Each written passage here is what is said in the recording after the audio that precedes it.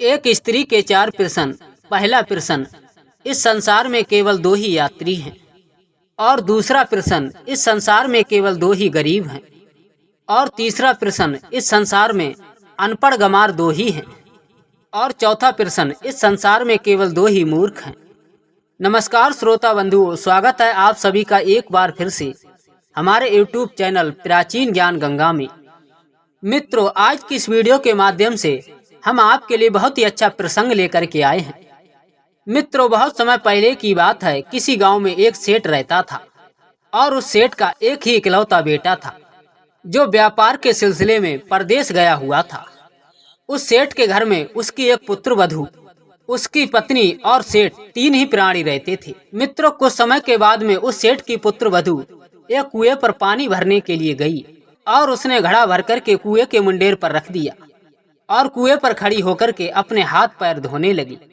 तभी चलते चलते 4 राहगीर उसी कुएं के पास में आ गए। तब एक राहगीर कहने लगा, अरे बहन, मैं बहुत प्यासा हूँ, क्या आप कृपया करके मेरे लिए पानी पिला दोगी? लेकिन मित्रों, उस सेठ की बहू को उस मुसाफिर को पानी पिलाने में थोड़ी झिझक लगी, क्योंकि उस समय वह कम कपड़े पहने थी।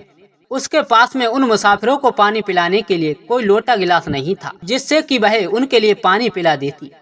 इसी कारण से उसने उन्हें वहां पर पानी पिलाना ठीक नहीं समझा।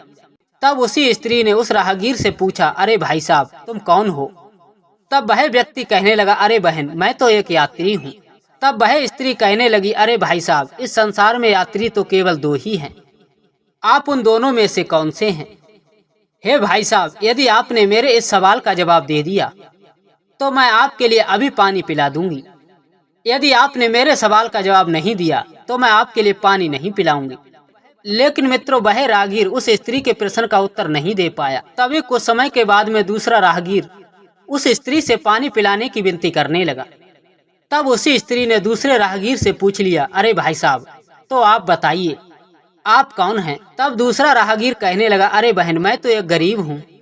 तब सेठ की बहू कहने लगी, अरे भैया, गरीब तो केवल इस संसार में 2 ही प्रकार के होते हैं। आप हमारे लिए बताइए, उन दोनों में से कौन से गरीब हैं? तब उस स्त्री का प्रश्न सुनकर के दूसरा राहगीर भी चकरा गया और उसके पास में भी कोई जवाब नहीं आया, तो वो भी पहले राहगीर की तरह चुपचाप पीछे हट गया। तब कुछ समय के बाद में तीसरा राहगीर आया और कहने लगा, अरे बहन, मेरे लिए बहुत जोर की प्यास लगी है, कृपया करके आप मेरे लिए पानी पिला दो, मैं आपका एहसान कभी नहीं भूलूंगा। तब वह सेठ की बहू कहने लगी, अरे भाई साहब, तो तुम कौन हो?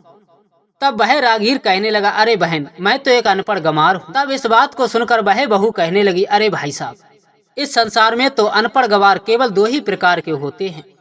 आप हमारे लिए बताइए, उन दोनों में से कौन से हैं? मित्रों, वह तीसरा राहगीर भी उस स्त्री के प्रश्न का उत्तर नहीं दे पाया।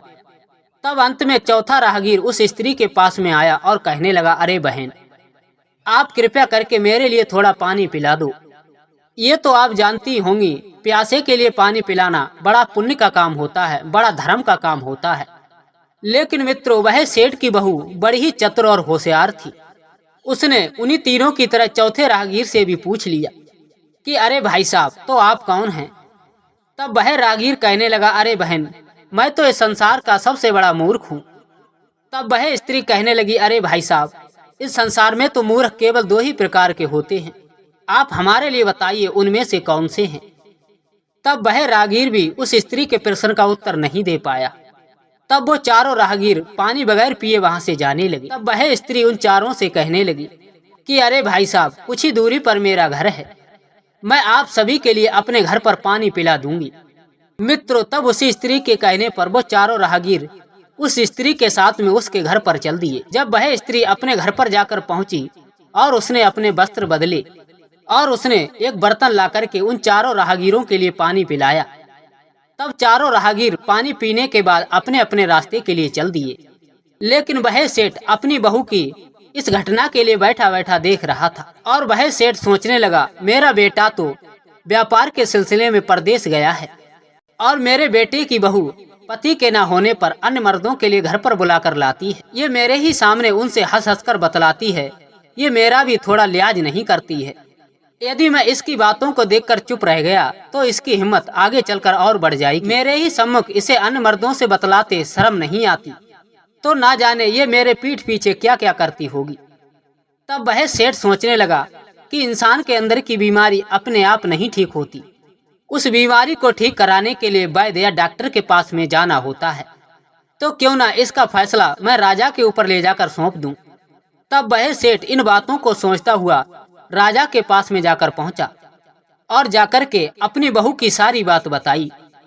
तब सेठ की बात सुनकर के उस राजा ने अपने 4 सैनिक उस स्त्री को बुलाने के लिए भेजी। तब राजा की आज्ञा मानकर के वो राजा के सिपाही सेठ के घर पर जाकर पहुंचे और जाकर के उन सिपाहियों ने सेठ की बहू से कहा कि अरे बहन, आपके लिए राजा साहब ने राज दरबार में बुलाया है।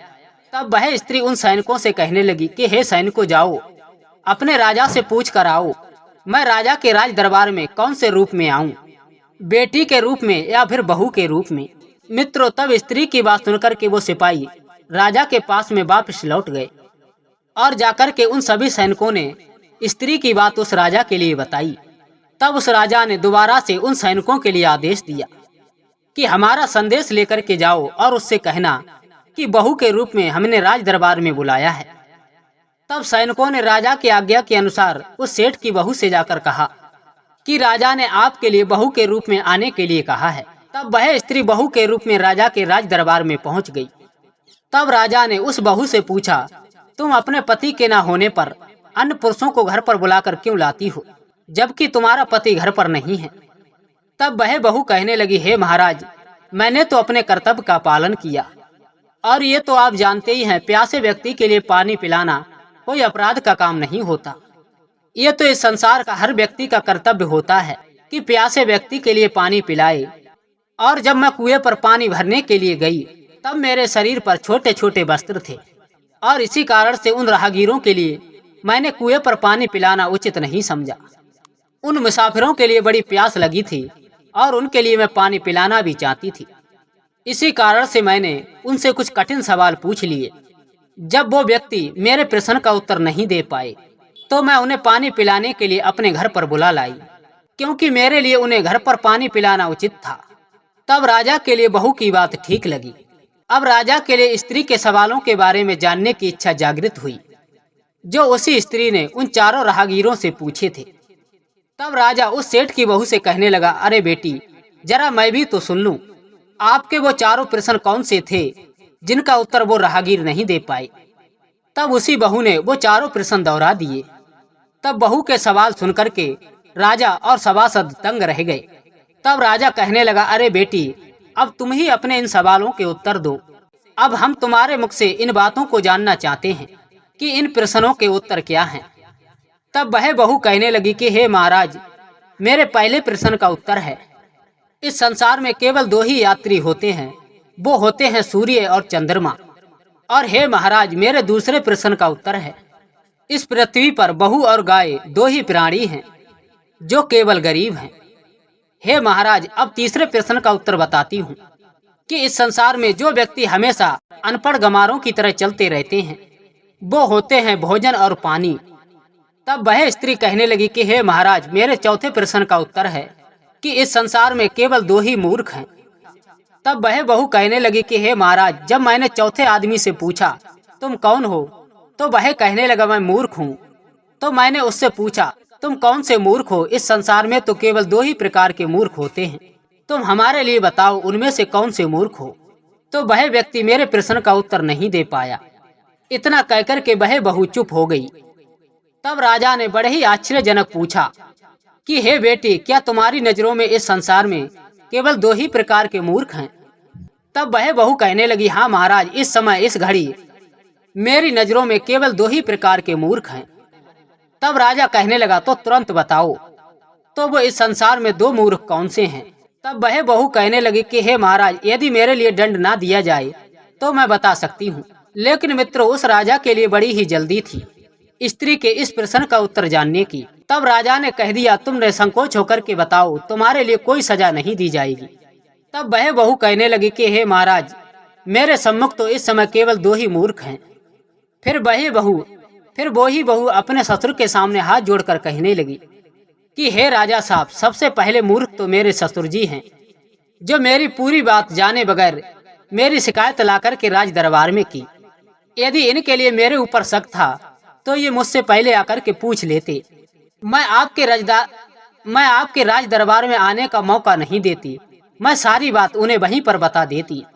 इस प्रकार से आपके सम्मुख आपके राज दरबार में मेरी बेइज्जती तो नहीं होती। मित्रों, अब उस ससुर के लिए अपनी गलती का एहसास हुआ। अब ससुर ने बहू से माफी मांगी और वह बहू चुप हो गई। तब राजा पूछने लगा, अब दूसरा मूर्ख कौन सा है? वह बहू कहने लगी, दूसरा मूर्ख तो इस राज्य का राजा है, जिसने अपने राज्य की बहू का थोड़ा भी ख्याल नहीं किया और भरे दरबार में अपने राज्य की बहू के लिए बुला लिया। तब बहू की बात सुनकर के वह राजा पहले तो आग बबूला हो गया।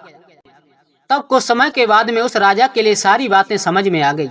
अब राजा ने उस बहू के लिए बहुत पुरस्कार देकर के सम्मान के सहित विदा किया। तो मित्रों, आपको हमारी ये वीडियो कैसी लगी, आप हमारे लिए कमेंट के माध्यम से जरूर बताएं। हम मिलते हैं ऐसी ही ज्ञानवर्धक कहानी के साथ किसी नेक्स्ट वीडियो में।